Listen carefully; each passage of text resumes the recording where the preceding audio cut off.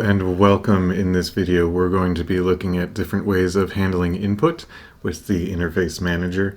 This affects the entire GDTK line. So let's get started. We're going to go ahead and create an interface manager. If you don't already have one in your scene, when your project starts it'll automatically create one for you, and it will automatically use the Unity input manager, which is the old input system. And if that's what you're using, you can just go ahead and work with that. Everything is going to just go ahead and function for you. However, if you're using the new input system, you're going to need to take a couple of steps. So we'll go actually into the action icons demo here, where we've already got some stuff created. But we'll go ahead and walk through it here. So the first thing that we needed to do was create a new Unity new input system. So what we did was we did a create GDTK settings and then Unity new input system. And we also added in our input action asset. So we just went ahead and slid that in there.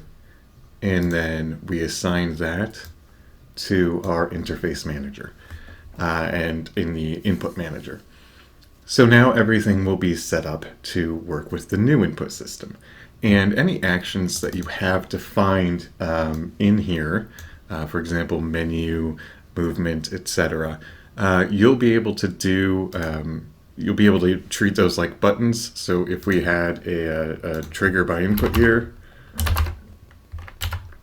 or even a trigger by button for the button name, we could say attack. And that would go ahead and register it as well. Now, if you are using Rewired, it is going to be the same sort of thing. We can go to our interface manager again. And we actually already have one that is supplied for you, so you can just do the search. There's no special configuration that is required for Rewired input. And again, that is the same sort of thing. So any action that you create in Rewired will be available to you. So how does this help you in scripts and in your own custom code? So let's go ahead and create a script here real quick. We'll just do any old C# script.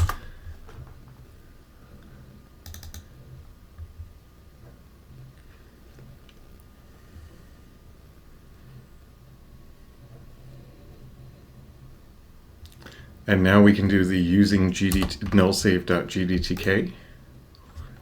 So using nullsave.gdtk, and now in the update you could do interface manager, .input.get.